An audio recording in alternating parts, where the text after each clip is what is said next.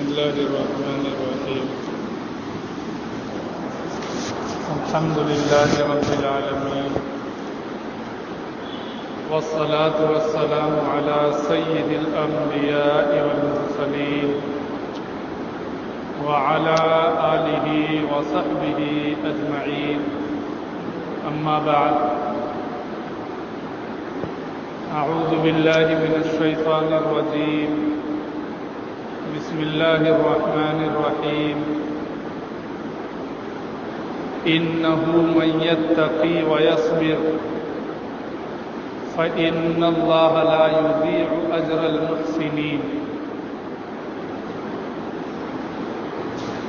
صدق الله العظيم سبحانك لا علم لنا إلا ما علمتنا گرامی قدر معزز سامعین کرام، بزرگوں اور دوستوں،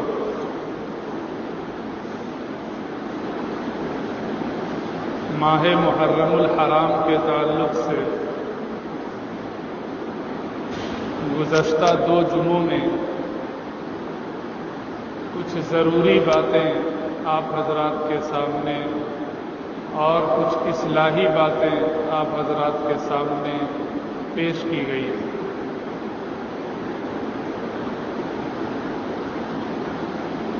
ماہ محرم الحرام کے تعلق سے ہی آج کے اس جمعے میں نواسۂ رسول حضرت حسین رضی اللہ تعالی عنہ کی شہادت کے تعلق سے کچھ باتیں بطور عبرت اور بطور سبق کے آپ حضرات کے سامنے پیش کی جائیں۔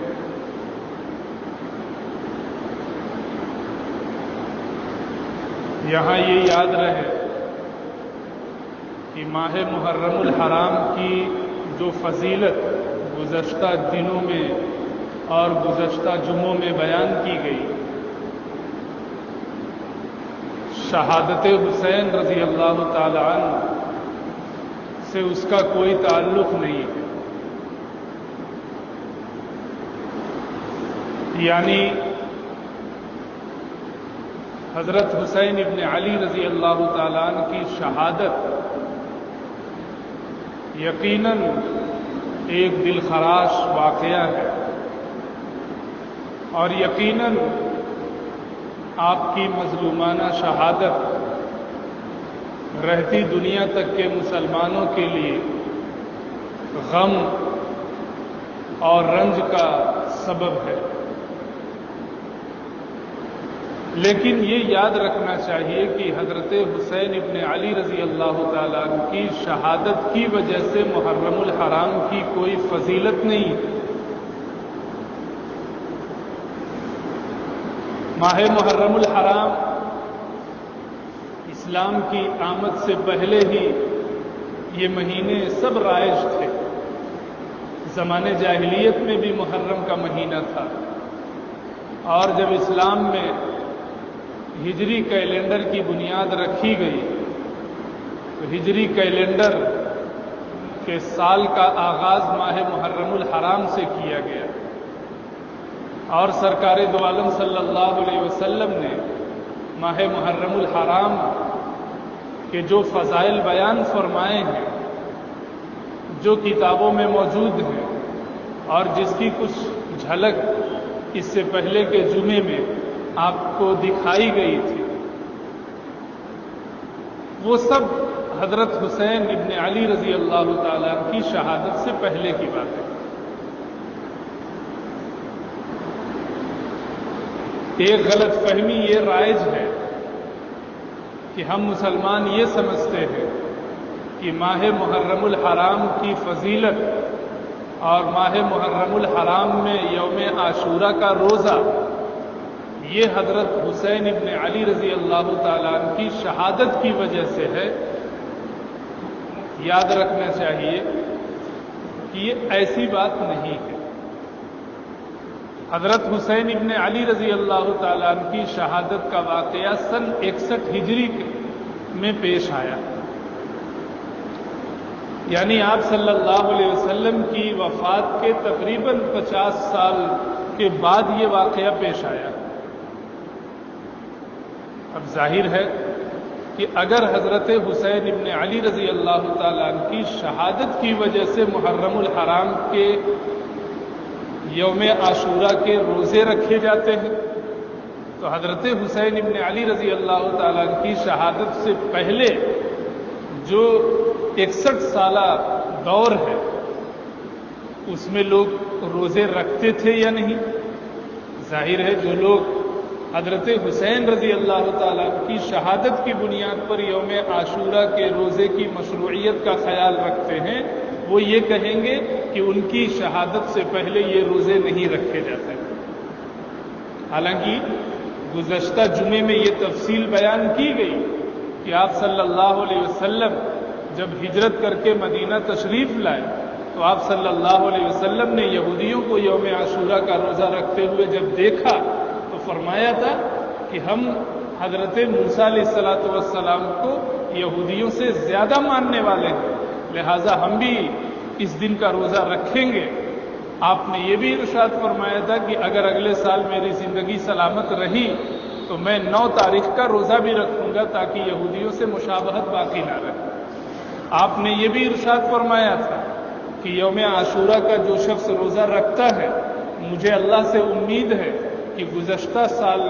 پورے 1 سال کے اس کے گناہ معاف کر دیے جائیں۔ تو اس تفصیل کا نتیجہ یہ نکلتا ہے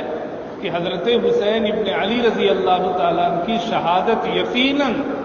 ہم مسلمانوں کے لیے انتہائی غم اور انتہائی رنج کی بات ہے، اور اس شہادت پر جتنا غم کیا جائے کم ہے۔ لیکن یوم عاشورہ یا ماہ محرم الحرام کی فضیلت کا تعلق شہادت حسین رضی اللہ تعالیٰ عنہ سے بالکل نہیں ہے۔ یہ ایک اتفاق تھا، اللہ رب العزت کی طرف سے ایک دن کی تعیین تھی کہ 10 محرم الحرام کو ہی حضرت حسین ابن علی رضی اللہ تعالیٰ عنہ کی شہادت کا واقعہ پیش آ گیا۔ تو ایک تو غلط فہمی دور کر لینی چاہیے۔ دوسری بات، جب بھی ماہ محرم الحرام آتا ہے عموماً ہم مسلمانوں کے ذہن و دماغ میں حضرت حسین رضی اللہ تعالیٰ عنہ کی شہادت کا واقعہ سامنے آتا ہے، اور ہم اس ماہ محرم الحرام کو اسی شہادت حسین رضی اللہ تعالیٰ عنہ سے جوڑ کر دیکھتے ہیں۔ حالانکہ مذہب اسلام ہمیں یہ تعلیم دیتا ہے کہ تاریخ میں جو بھی واقعات پیش آتے ہیں وہ واقعات مسلمانوں کے مستقبل کے لیے درس عبرت ہوتے ہیں، مسلمانوں کے مستقبل کو سنوارنے کا ان میں کافی سامان ہوتا ہے۔ وہ واقعہ اللہ کی طرف سے اس لیے رونما کیا جاتا ہے تاکہ اگلی نسلیں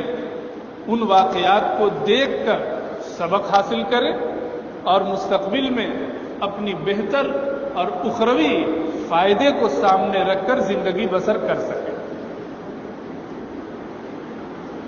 حضرت حسین رضی اللہ تعالیٰ عنہ کی شہادت کا جو واقعہ پیش آیا یہ محض ایک واقعہ نہیں ہے، اور یہ محض ایک ایسی داستان نہیں ہے جس کو سن لیا جائے، جس کو بیان کر دیا جائے اور پھر سال بھر اس تعلق سے نہ کچھ سوچا جائے نہ کچھ کہا جائے۔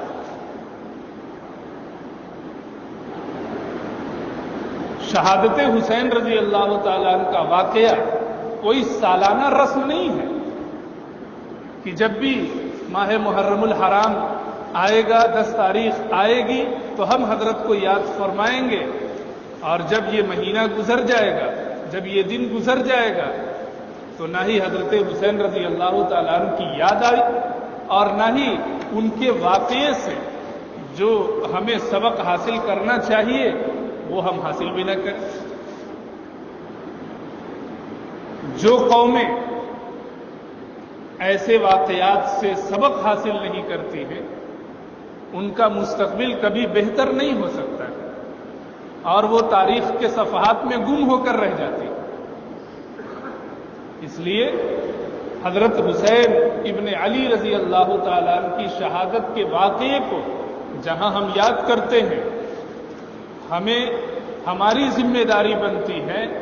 کہ ہم اس شہادت کے واقعے سے سبق بھی حاصل کریں، شہادت کے اس واقعے سے عبرت بھی حاصل کریں۔ حضرت حسین ابن علی رضی اللہ تعالیٰ عنہ کی شہادت کے واقعے میں عبرت کا بہت سامان ہے۔ اگر ہم غور کریں، اگر ہم فکر کے ساتھ اس واقعے کو پڑھیں، سنیں، تو ہمارے لیے آخرت کے اعتبار سے اور اس دنیا کے اعتبار سے اور دونوں جہاں میں ترقی کے اعتبار سے بہت سا سامان اور درس عبرت موجود ہے۔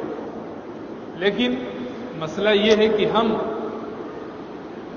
اس کو ایک سالانہ رسم سمجھتے ہیں اور سال کے ایک دن حضرت حسین رضی اللہ تعالیٰ عنہ کی شہادت کو سن لیتے ہیں، سنا لیتے ہیں، نہ ہی اس سے کوئی سبق حاصل کیا اور نہ ہی حضرت حسین ابن علی رضی اللہ تعالیٰ عنہ کو اپنی زندگی میں اسوہ اور نمونہ بنانے کی کوشش کی۔ اگر حضرت حسین رضی اللہ تعالیٰ عنہ کی شہادت کے واقعے کو غور سے پڑھا جائے اور سنا جائے، سوچا جائے، اس میں جو صاف طور سے عبرت کا سبق ہمارے سامنے آتا ہے وہ یہ کہ حق کے لیے، صداقت اور سچائی کے لیے اور اسلام کی سربلندی کے لیے اگر ایک مسلمان کو سر کٹانا پڑے تو وہ اس کے لیے بھی تیار ہو۔ باطل کے سامنے جھک جانا اور گمراہ فرقوں کے سامنے اور گمراہ کن عقائد کے سامنے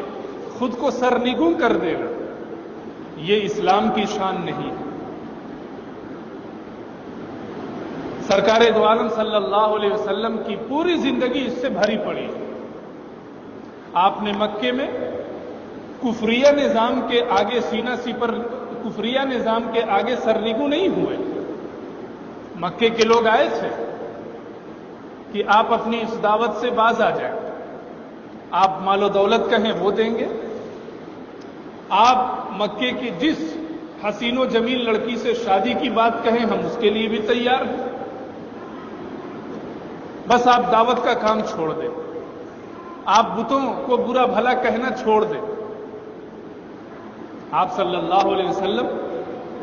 نے تو یہاں تک فرما دیا کہ اگر میرے ایک ہاتھ میں سورج رکھ دیا جائے، دوسرے ہاتھ میں چاند رکھ دیا جائے اور مجھ سے یہ کہا جائے کہ باطل نظام کے آگے سرنگو ہو جاؤ، مجھ سے کبھی نہیں ہو سکتا۔ جو حق ہے وہی حق ہے اور اسی حق کی دعوت کے لیے اللہ نے مجھے اس دنیا میں مبعوث فرمایا۔ پھر اس کے بعد آپ صلی اللہ علیہ وسلم جب مدینہ تشریف لائے تو یہاں بھی آپ نے نظام یہودیت کو گوارا نہیں فرمایا، نظام منافقت کو گوارا نہیں فرمایا، اور دنیا نے دیکھا بدر کا میدان ہو، احد کا میدان ہو، حنین کی زمین ہو، غزوہ خندق ہو، فتح مکہ ہو اور جتنے غزوات سب پیش آئے، دنیا نے دیکھا کہ یہ سارے غزوات صرف اور صرف اسلام کی سربلندی اور حق کی سربلندی کے لیے تھے۔ نظام باطل کو مٹانے کے لیے، نظام یہودیت اور نظام کفر کو مٹانے کے لیے آپ صلی اللہ علیہ وسلم نے ان سارے غزوات میں اور آپ کے ساتھ آپ کے صحابہ کرام میں ان سارے غزوات میں شرکت فرمائی۔ اور آپ صلی اللہ علیہ وسلم کی وفات کے تقریباً 51 سال بعد جب کربلا کے میدان میں اسلام حق اور صداقت کے سامنے ایک باطل نظام کھڑا تھا، یزید کی شکل میں ملوکیت کا آغاز ہوا چاہتا تھا، حضرت حسین ابن علی رضی اللہ تعالی عنہ تنے تنہا اس نظام سے ٹکر لینے کے لیے مدینے سے کربلا کے میدان میں عراق تشریف لاتے ہیں۔ حضرت حسین رضی اللہ تعالی عنہ کی عراق میں جو آمد ہوتی ہے وہ عیش و عشرت کے لیے نہیں، بلکہ حضرت حسین ابن علی رضی اللہ تعالی عنہ عراق جو تشریف لاتے ہیں، کوفہ جو تشریف لاتے ہیں اور کربلا کے میدان میں پڑاؤ ڈالتے ہیں، وہ صرف اور صرف اس لیے کہ خلافت کا خاتمہ کر کے ملوکیت کا آغاز کیا جا رہا تھا، اور خلافت یہ اسلام کا، اسلامی نظام سیاست کا ایک اٹوٹ حصہ ہے، اور ملوکیت خلافت کی ضد ہے، اس کا اسلام سے کوئی تعلق نہیں ہے۔ خلافت اور ملوکیت کے تعلق سے تھوڑی وضاحت میں کر دوں کہ خلافت میں جو امیر المومنین ہوتا ہے اس کا مقام و مرتبہ ایک عام انسان اور ایک عام مسلمان جیسا ہوتا ہے، اور ملوکیت میں جو بادشاہ ہوتا ہے وہ عوام سے بہت اوپر سمجھا جاتا ہے۔ خلافت میں ایک عام آدمی امیر المومنین پر گرفت کر سکتا ہے، سوال کر سکتا ہے۔ نظام ملوکیت کے اندر رعایا کو اپنے بادشاہ کی غلط پالیسیوں پر اور غلط چیزوں پر روک ٹوک کرنے کی اجازت نہیں ہوتی۔ خلافت میں بیت المال عوام کی امانت ہوتا ہے، اور ملوکیت میں بیت المال پر بادشاہ کی اجارہ داری ہوتی ہے۔ خلافت میں جو امیر المومنین اور خلیفۃ المسلمین ہوتا ہے اس کے انتخاب کی بنیاد تقوی اور طہارت ہوتی ہے، اور ملوکیت میں بادشاہ کے انتخاب کی بنیاد تقوی اور طہارت نہیں بلکہ وراثت اور موروثی نظام ہوتا ہے۔ باپ بادشاہ تو اس کے بعد اس کا بیٹا بادشاہ۔ تو یہ ساری چیزوں کو اگر سامنے رکھا جائے تو یزید کے دور میں خلافت کا خاتمہ ہو کر کے ملوکیت کا آغاز ہو رہا تھا۔ حضرت حسین رضی اللہ تعالی عنہ نے اس کو شدت سے محسوس کیا، اور مصلحت، حکمت، ان سب چیزوں کو درکنار کرتے ہوئے آپ حق کی صداقت کے لیے اور حق کی حقانیت کو سر بلند کرنے کے لیے، اور اسلام نے جو خلافت کا تصور پیش کیا ہے اس کو باقی رکھنے کے لیے اس وقت کے یزید سے ٹکر لینا گوارا کر لیا، اور یہ نہیں سوچا کہ ہمارا کیا ہوگا، ہمارے خاندان کا کیا ہوگا۔ آپ اس کے لیے سینہ سپر ہو گئے، اور پھر دنیا نے دیکھا کہ آج جو کچھ خلافت کا تصور موجود ہے وہ حضرت حسین رضی اللہ تعالی عنہ کی شہادت کا مرہون منت ہے۔ اگر حضرت حسین ابن علی رضی اللہ تعالی عنہ کی شہادت کا یہ واقعہ پیش نہ آتا تو ممکن ہے آج خلافت کا صحیح تصور ہماری کتابوں میں موجود نہ ہوتا، ہم صرف ملوکیت سے آشنا ہوتے، خلافت سے کب کے نہ آشنا ہو چکے ہوتے۔ تو حضرت حسین ابن علی رضی اللہ تعالیٰ عنہ کی شہادت کا یہ واقعہ ہمیں یہ سبق دیتا ہے کہ اگر حق اور باطل کے درمیان معرکہ آرائی ہو، اگر سچ اور جھوٹ کے درمیان لڑائی ہو، اگر اسلام اور کفر آمنے سامنے ہو، تو ایک مسلمان کی ذمہ داری یہ ہے کہ وہ مصلحت کو درکنار کر کے اسلام کی سربلندی کے لیے، حق کی سربلندی کے لیے کھڑا ہو جائے۔ اگر تنہا ہو تو تنہا کھڑا ہو جائے، اور کھڑے ہونے کے لیے اگر اسباب بھی نہ ہوں تو اللہ کے بھروسے کھڑا ہو جائے۔ اگر وہ باطل نظام کو مٹا نہیں سکتا ہے لیکن باطل نظام کے سامنے جھک جانا، یہ اس کو کبھی گوارا نہیں ہونا چاہیے، چاہے اس کے لیے اسے سر کٹا دینا پڑے۔ لیکن آج صورتحال کیا ہے؟ آج حق و باطل کو تو رہنے دیجیے، سنت و بدعت کا اگر تقابل ہو جائے، اسلامی تہذیب اور مغربی تہذیب کا تقابل ہو جائے اور ایک مسلمان کے سامنے ایسے حالات بن جائیں کہ وہاں اسلام کا تقاضا کچھ اور ہے، وہاں اسلامی تمدن و تہذیب کا تقاضا کچھ اور ہے، وہاں سنت کا تقاضا کچھ اور ہے، اور ٹھیک اس کی ضد اور اس کے خلاف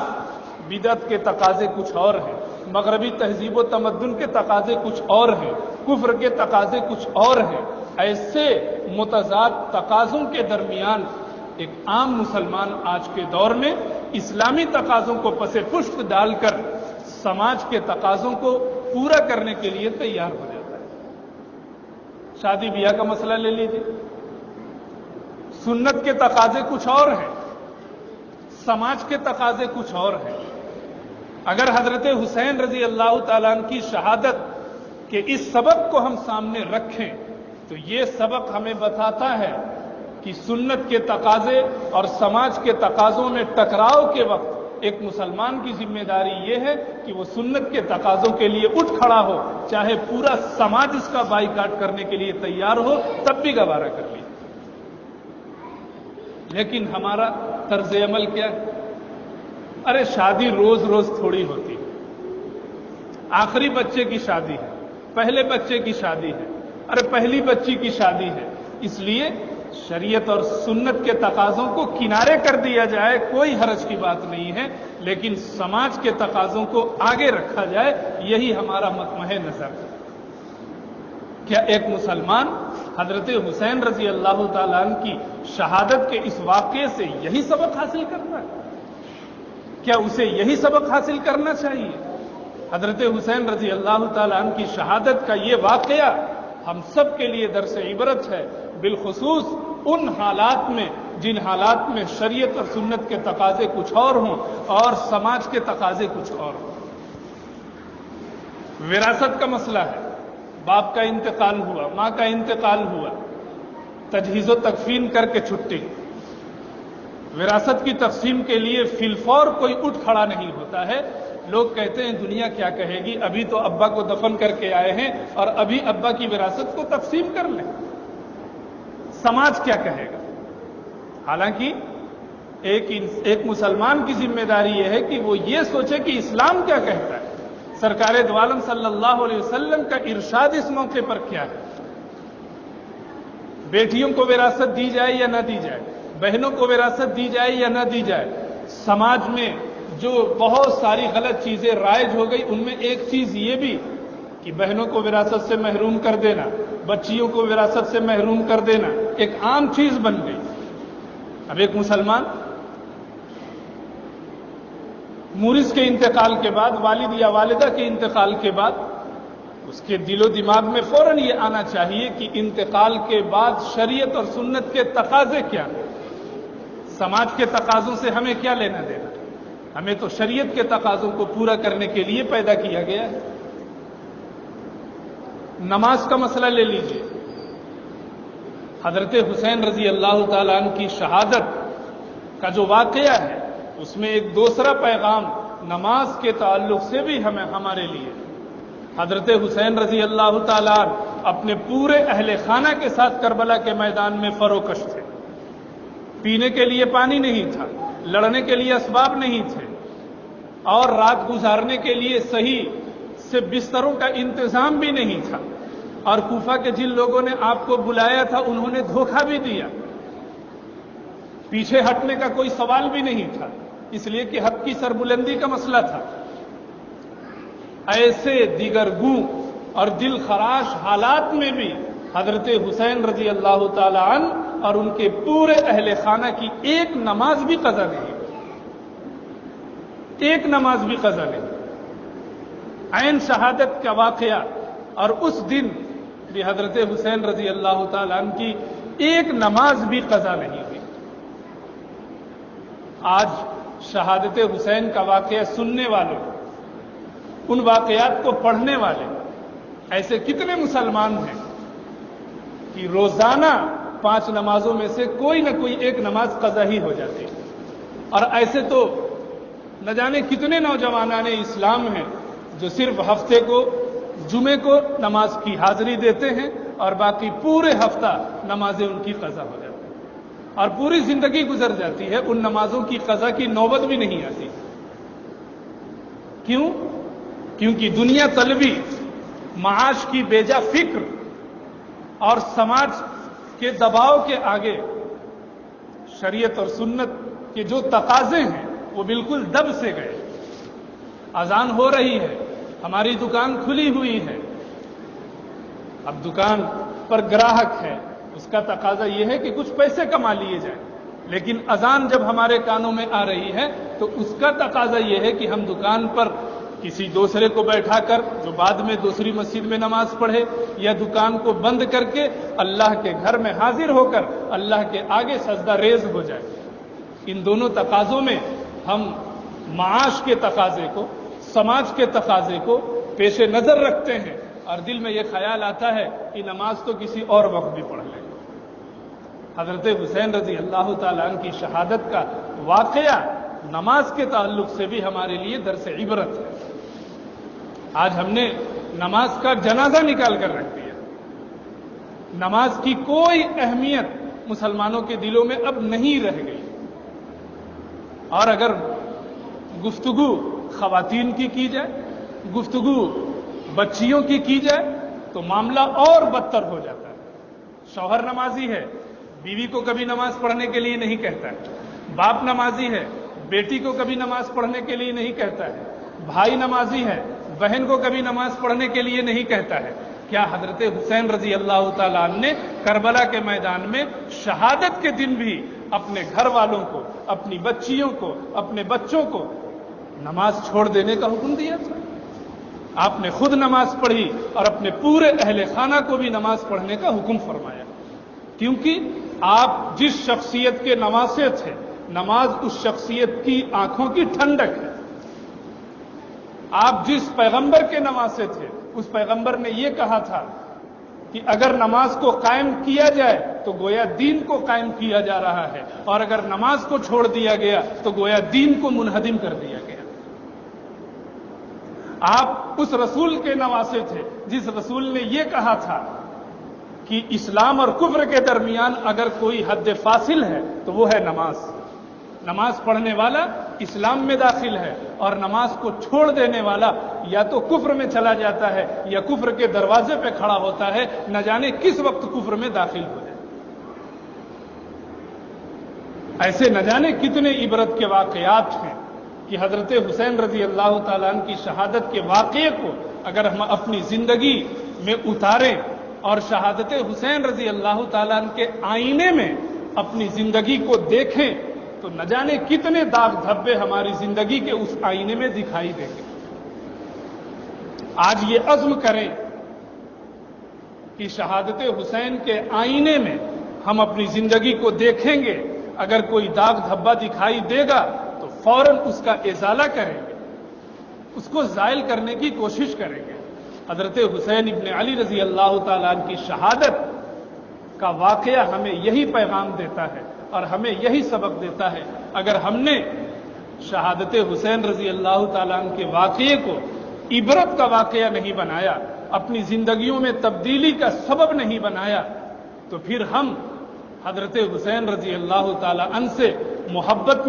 محبت کے دعوے میں یقیناً جھوٹے کہلائیں گے۔ اللہ ہم سب کو حضرت حسین ابن علی رضی اللہ تعالیٰ عنہ کی شہادت کو درس عبرت بنانے کی توفیق عطا فرمائے، اور حضرت حسین رضی اللہ تعالیٰ عنہ نے حق کی سربلندی کے لیے اپنی جان کا جو نذرانہ پیش کیا، ہم بھی ہمارے